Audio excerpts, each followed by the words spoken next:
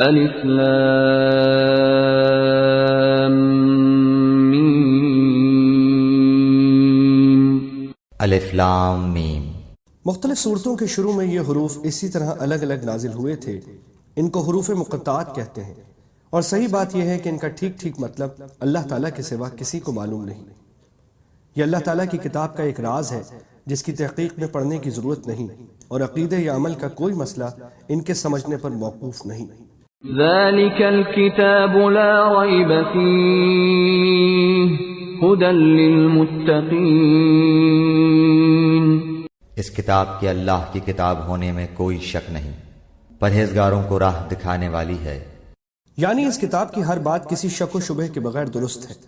انسان کی لکھی ہوئی کسی کتاب کو 100% شک سے بالاتر نہیں سمجھا جا سکتا، کیونکہ انسان کتنا ہی بڑا عالم ہو اس کا علم محدود ہوتا ہے، اور اکثر اس کی کتاب اس کے ذاتی گمان پر مبنی ہوتی ہے۔ لیکن چونکہ یہ کتاب اللہ تعالیٰ کی ہے جس کا علم لامحدود بھی ہے اور 100% یقینی بھی، اس لیے اس میں کسی شک کی گنجائش نہیں۔ کسی کو شک ہو تو یہ اس کی ناسمجھی کی وجہ سے ہوگا۔ کتاب کی کوئی بات شبہ والی نہیں۔ اگرچہ قرآن کریم نے صحیح راستہ ہر ایک کو دکھایا ہے، خواہ وہ مومن ہو یا کافر، اس لیے اس معنی کے لحاظ سے اس کی ہدایت سب کے لیے ہے۔ لیکن نتیجے کے اعتبار سے دیکھا جائے تو اس ہدایت کا فائدہ انہی کو پہنچتا ہے جو اس کی بات مان کر اس کے تمام احکام اور تعلیمات پر عمل کرے۔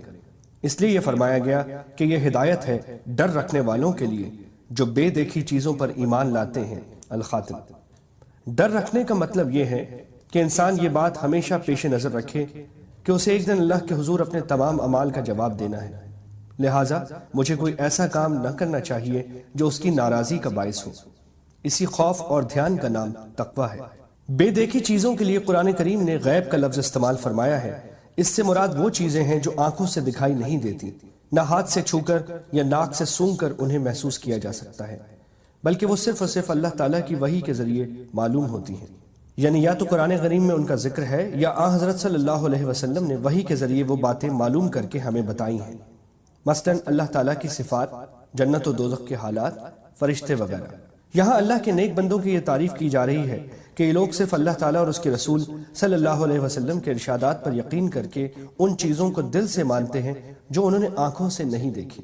یہ دنیا چونکہ امتحان کی جگہ ہے، اس لیے اگر یہ چیزیں آنکھوں سے نظر آ جاتی اور پھر کوئی شخص ان پر ایمان لاتا تو کوئی امتحان نہ ہوتا۔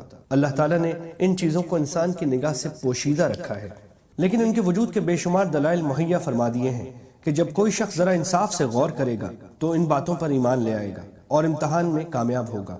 قرآن کریم نے بھی وہ دلائل بیان فرمائے جو انشاءاللہ آگے آتے رہیں گے۔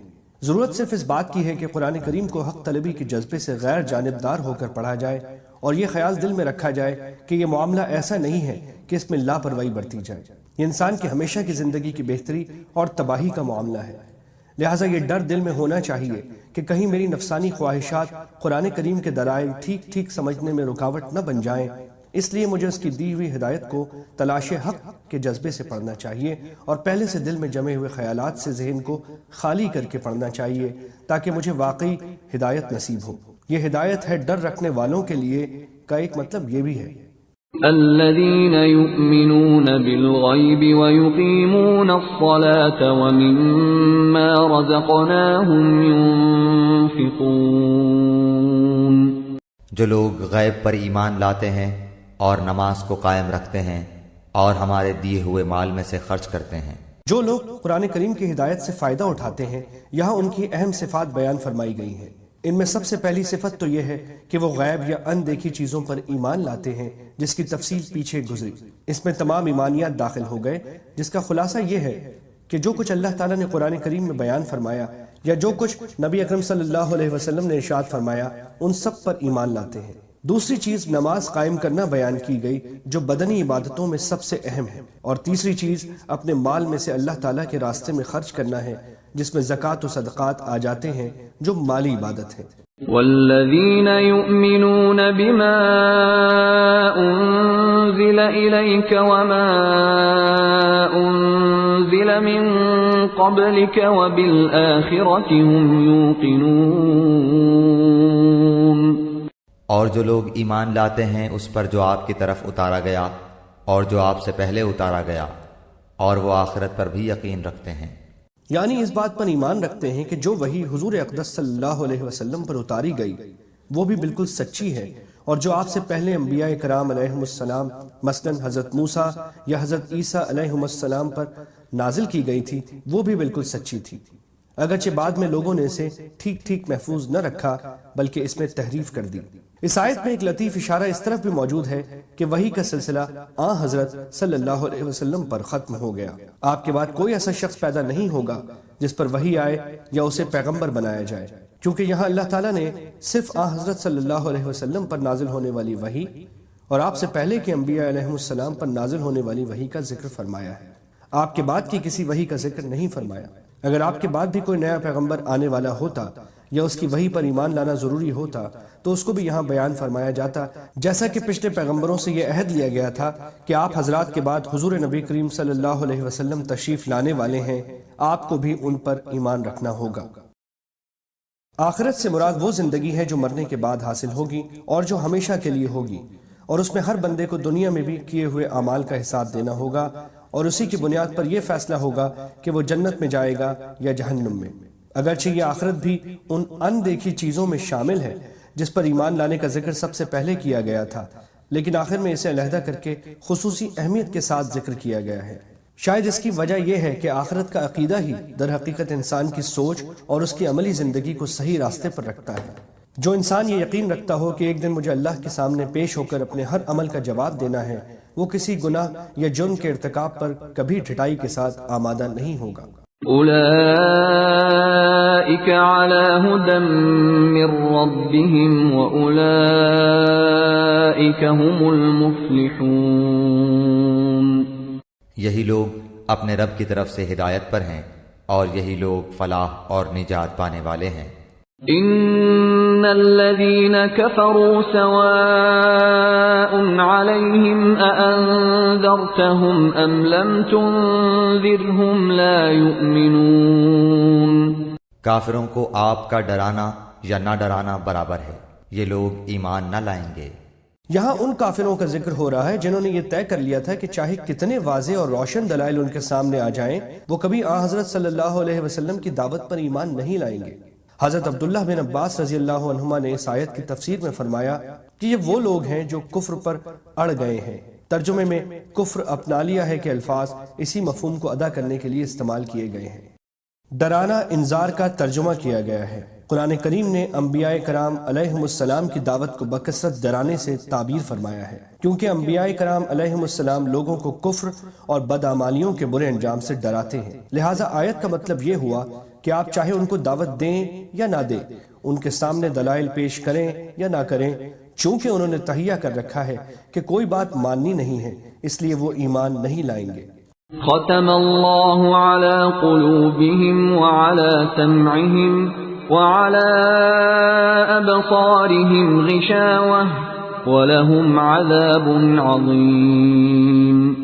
اللہ تعالیٰ نے ان کے دلوں پر اور ان کے کانوں پر مہر کر دی ہے اور ان کی آنکھوں پر پردہ ہے اور ان کے لیے بڑا عذاب ہے۔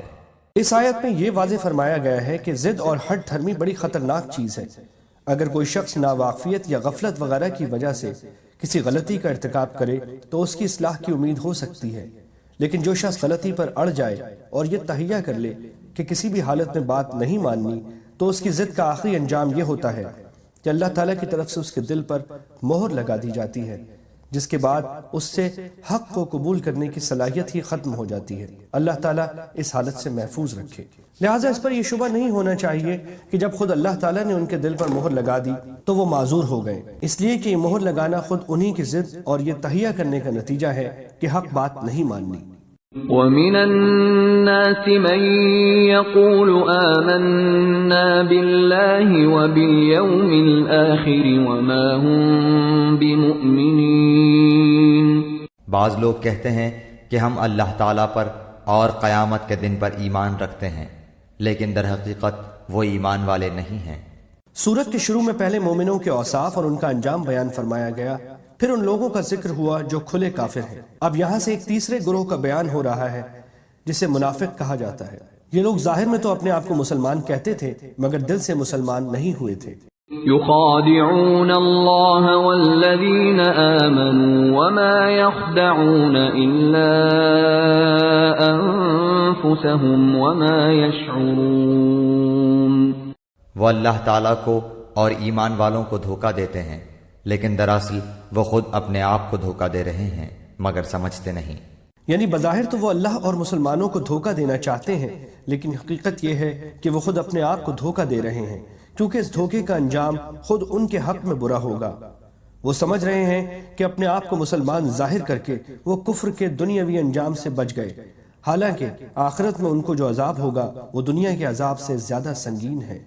فی قلوبہم مرض فزادہم اللہ مرضا وَلَهُمْ عَذَابٌ أَلِيمٌ بِمَا كَانُوا يَكْذِبُونَ۔ ان کے دلوں میں بیماری تھی، اللہ تعالیٰ نے انہیں بیماری میں مزید بڑھا دیا، اور ان کے جھوٹ کی وجہ سے ان کے لیے دردناک عذاب ہے۔ یہ وہی بات ہے جو پیچھے آیت نمبر 7 میں کہی گئی تھی، یعنی شروع میں انہوں نے اپنے اختیار سے اس گمراہی کو اپنایا اور اس پر اڑ گئے، یہ ان کے دل کی بیماری تھی۔ پھر ان کے ضد کے نتیجے میں اللہ تعالیٰ نے ان کی بیماری کو اور بڑھا دیا کہ اب انہیں واقعی ایمان لانے کی توفیق نہیں ہوگی۔